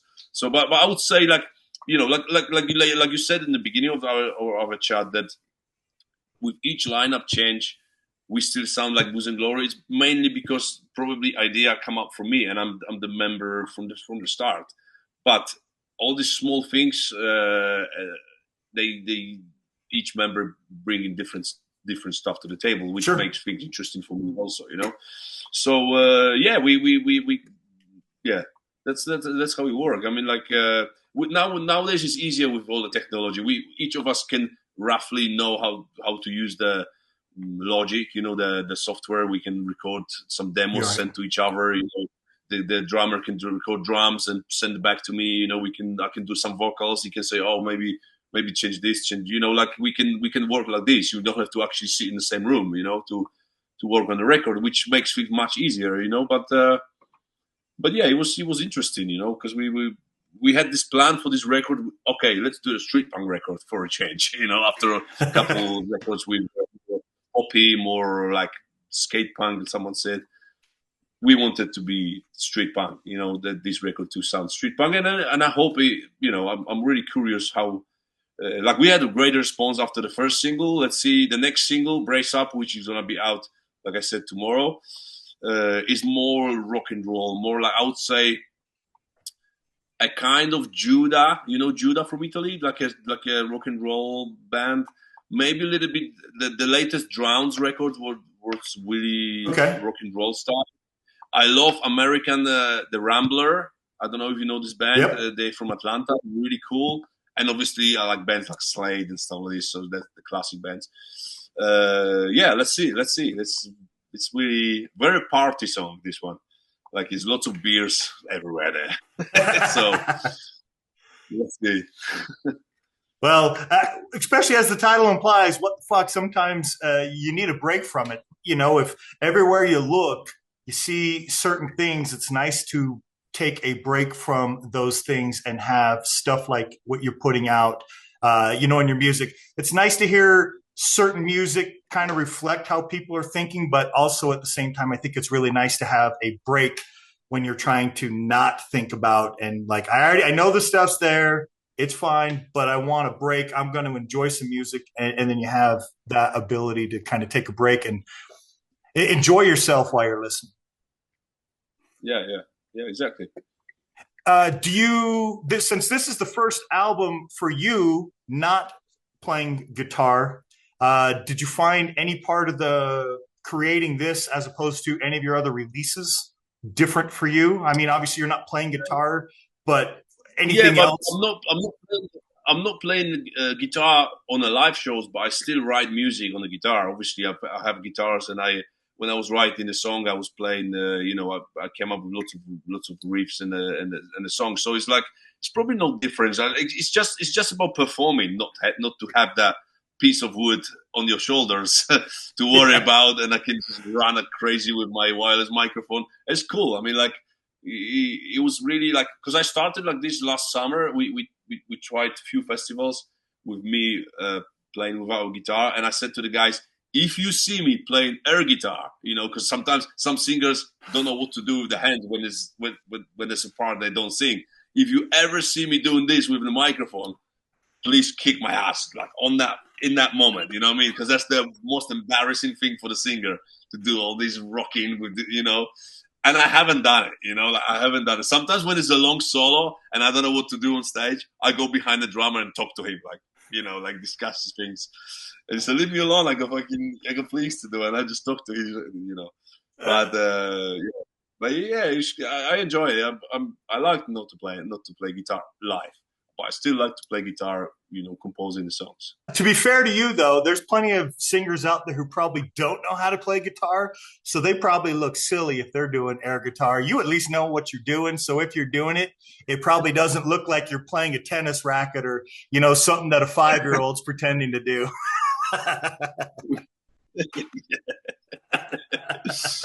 Yeah, but it still looks bad, man. That looks bad. No. You know, I noticed some singers, they on purpose, they don't get a wireless microphone. So when they're bored and they don't know what to do with their hands, they can sort out the cable, you know, because I can see that lots of bands like, dude, I know the singer is bored now, so he's trying to untie the cable, pretending he's busy, you know. That's so that good. would explain it. That would explain it. I've seen plenty of people do that, and I wonder, like, there's wireless mics out there. It might be easier if you just got a wireless mic. Yeah. All right. I think the last question I have is, so with all of the back catalog, you know, you guys are going to play a variety of sets. When you go headline, you're probably playing 50 minutes to an hour, something like that, right? Depending on where you fall on a festival, you know, the higher up you are, the closer it is to, like, 40 minutes, or, you know, if you're the headliner, you're an hour. But if you're earlier on, you're like 30 minutes, right? So you have a variety of set times depending on what you guys would be playing, I'm sure. Yeah. Obviously, you want to play your new stuff. You know, this album, Raise the Roof, Hurricane, Chapter 4. But all of those releases previous to that, are there any tracks that you do like? Because at the top, you were telling me, you know, Trouble Free wasn't a good album. Yeah, don't worry don't spend $50 on getting the vinyl on there. But there's great songs. You guys have great songs on all of them. And I'm sure, as people have told you, yes, I would say if you took your very first album and then even Boys Will Be Boys, the only track out right now, and just let if somebody hadn't heard of your band and heard just pick a random track from the first album and that one, they'd be like, maybe it's the same band, maybe not. You're pretty different. For me, when I was telling you, you guys still sound like Booze and Glory, because I'm thinking I've listened to your band almost at your beginning, but since 2012, so you only had two albums at that point. So everything that's come out after is kind of a progression, and it's progressively different, but at the same time, still, like as you pointed out, like a lot of the group vocals, the group chants, which is great. I think any band that wants anybody to sing along with them, you have to have stuff like that, because that's the obvious indicator to anybody listening. It's your turn too.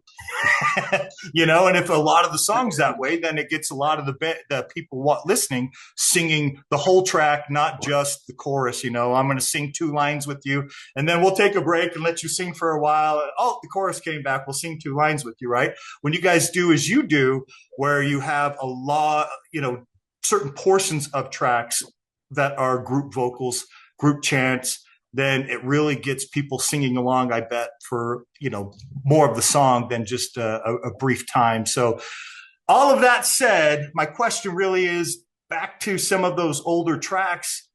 Do you and any other members of the band like to play any of those? Do any of those work into your sets? Yeah, we constantly arguing what songs we should play. We have, in general, there are some songs which we cannot and we don't want to drop from the set. These like Only Fools Get Caught or Blood from a Stone. They are 5-minute songs, So if we have half an hour set in one of the festivals next weekend, I believe, we can only play 8 songs. It's not because our songs are that long.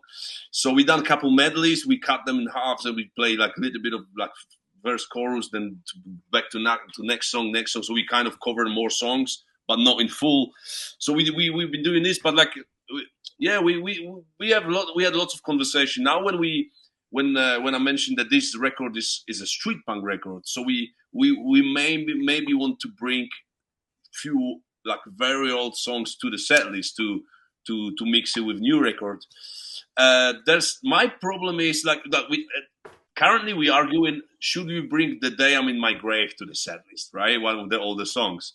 My argument is I not necessarily want to sing I'm a drinking man until the day I die, because 2 years ago I gave up drinking altogether, you know what I mean? So it's like, for me, singing about drinking when I don't drink, it's like, well, I can't really associate with it, that much.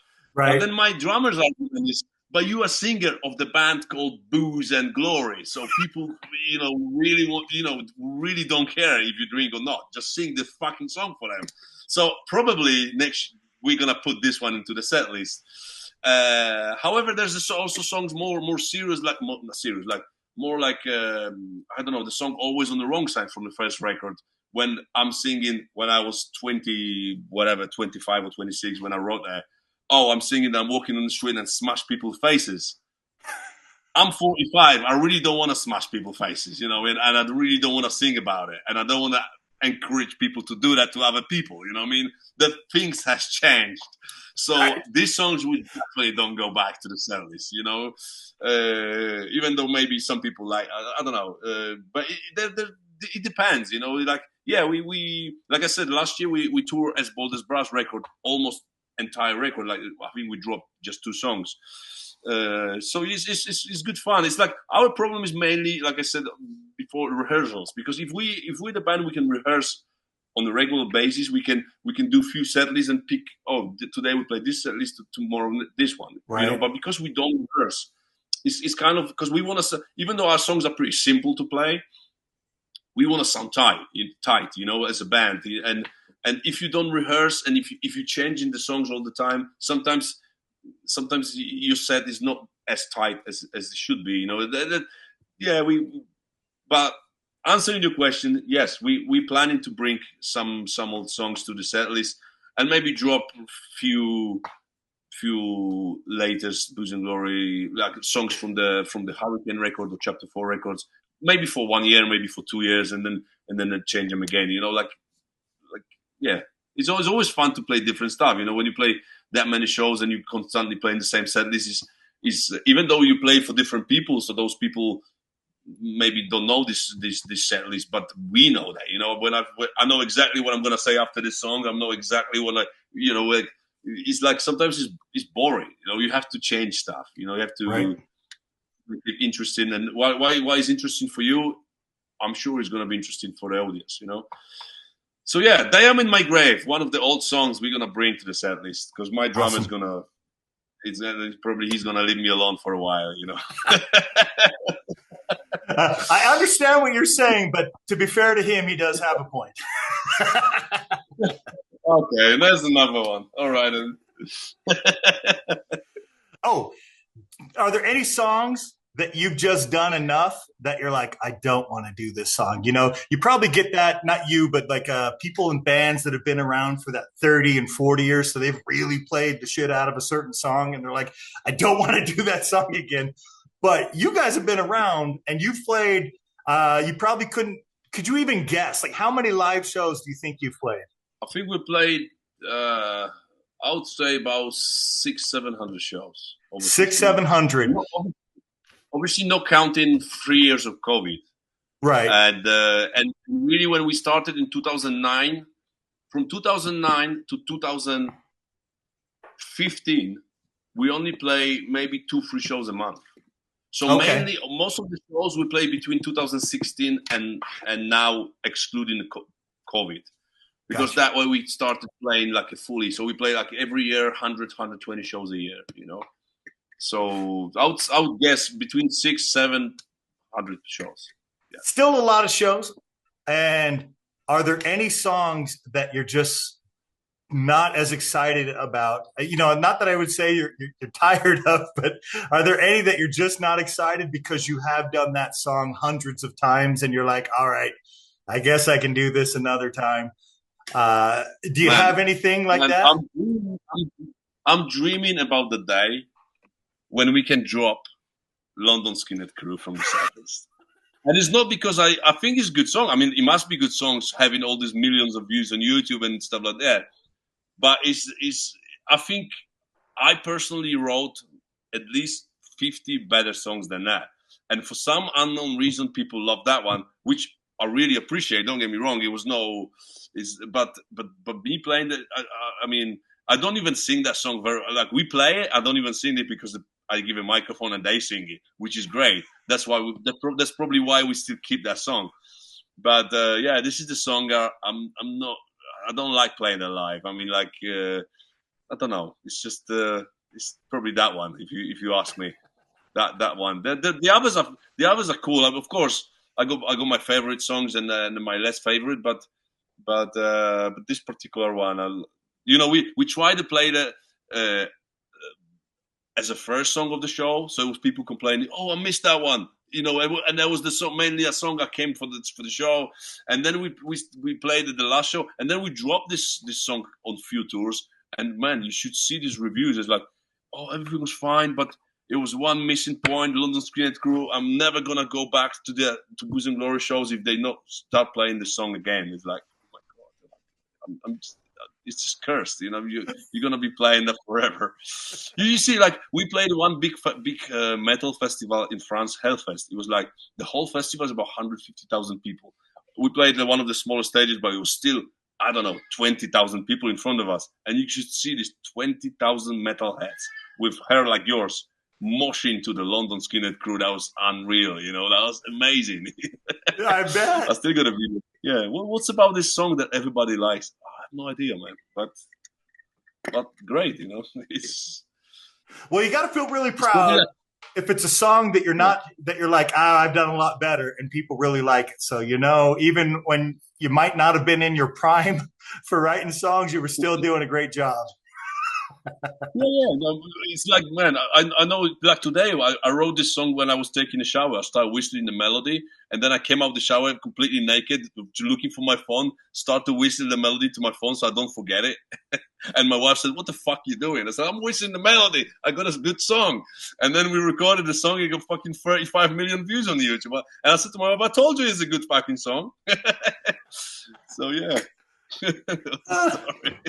That's awesome. Any of those songs, because I would say, even as bands, like if you had the original band members from the first couple albums, and then you guys were still playing, and you're this many albums in, you'd probably be playing. I mean, especially as I've heard you talk about those earlier albums, I'm sure you would have modified, and you probably already have, like the way that's going to sound live. Like if I go listen to some of those albums or those specific tracks you're going to play at the show, and I listen to it right before I go, and I bet if I go to the show, it's going to sound a little bit different. You probably play it different, and then I think that would be the case even if you had all the original members.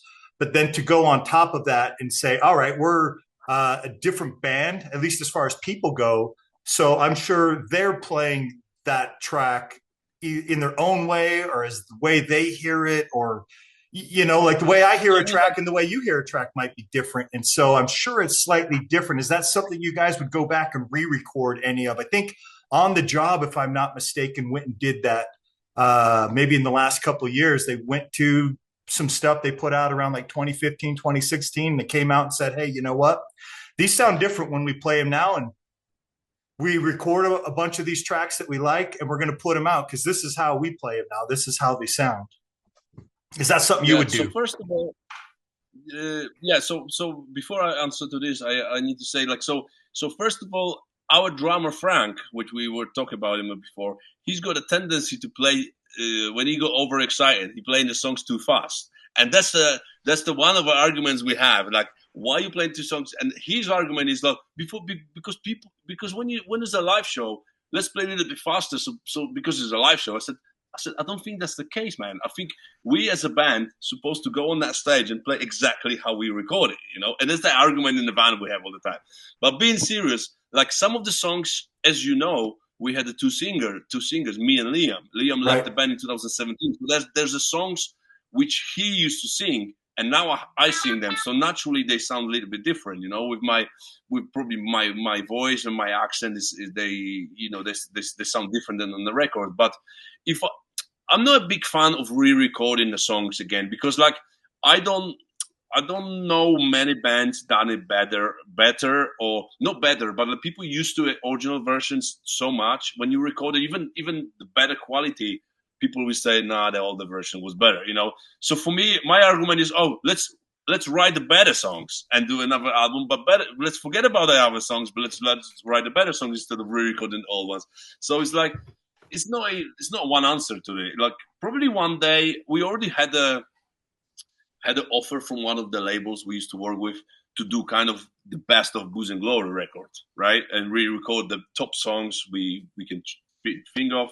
And because some of the songs were recorded in the bad studios, like we were worse musicians, so probably we could record them better now.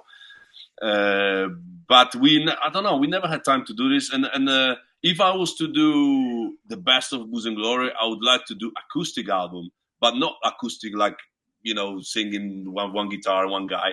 I would do like a couple acoustic guitars, kind of bar style Jerry Lee Lewis piano, and do like a sing-along party with all the best Booze and Glory songs. That would sound great, That this kind of thing I would love to do.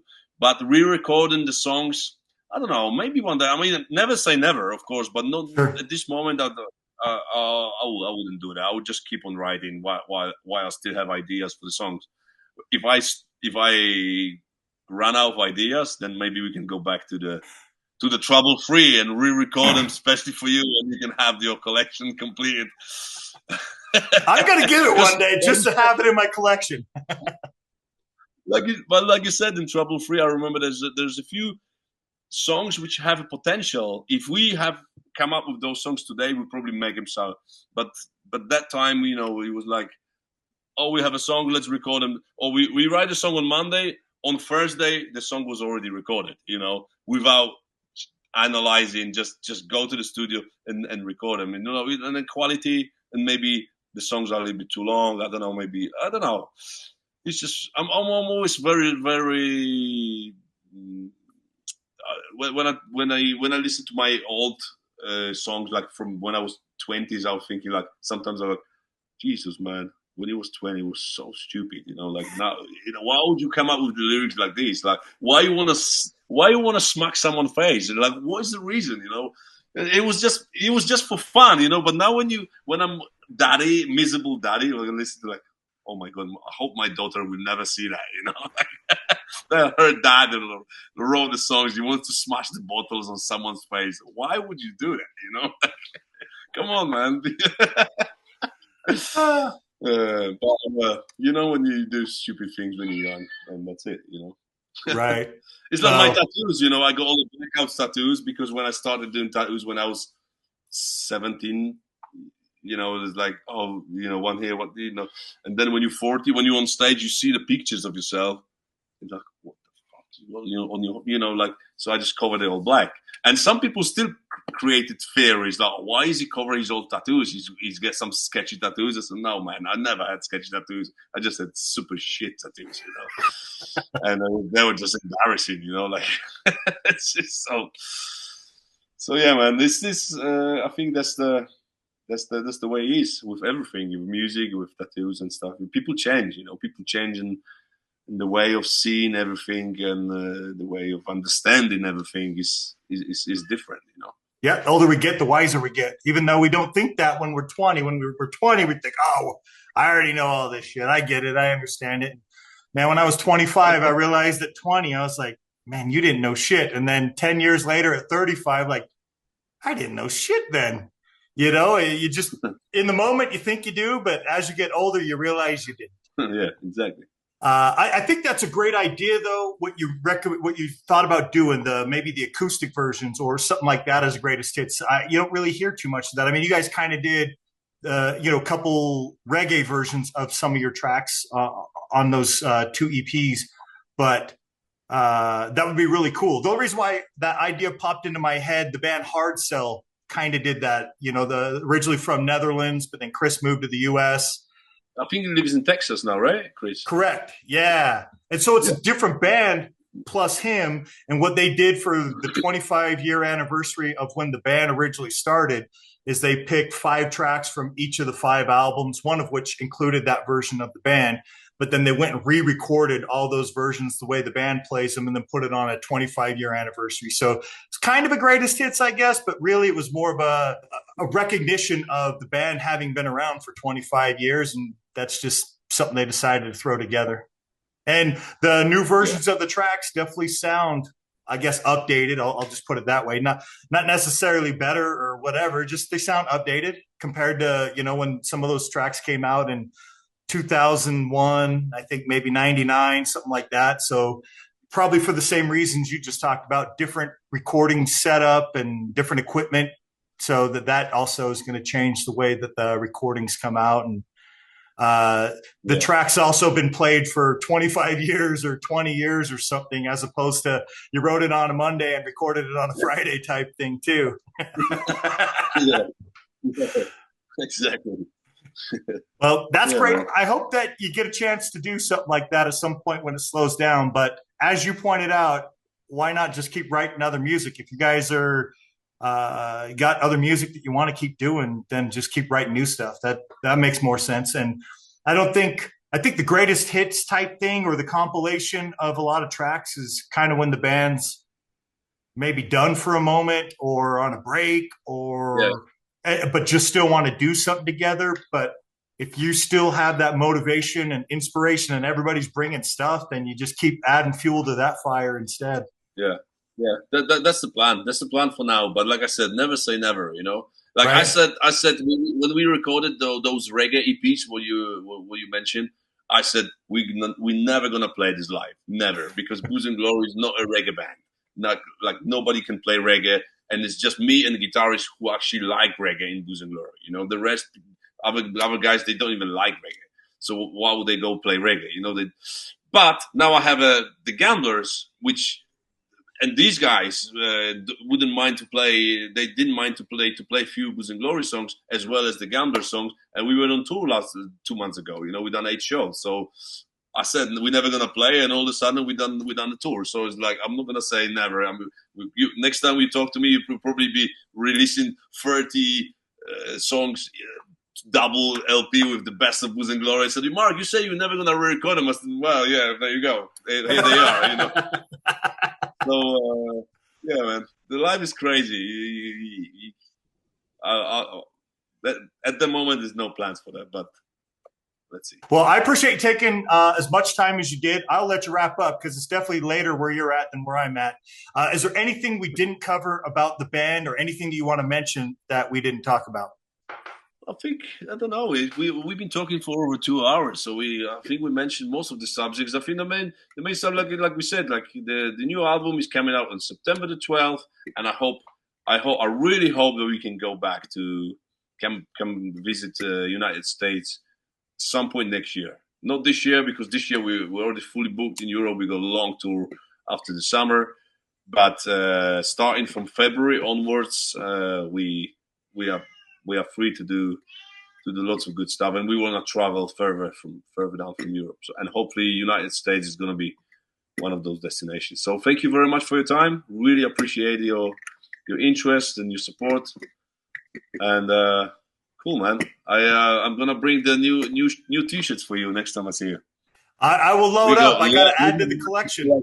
Those two of the Eagles. No, just remind me. I'll put an ad for you on the side for you. Excellent. Yeah, keep the large. Okay. I need the large. I can't fit into the medium, and the extra large is too big. Okay, no problem, man. Excellent. Mark, thank you very much. I appreciate you taking the time. Thank you. All the best.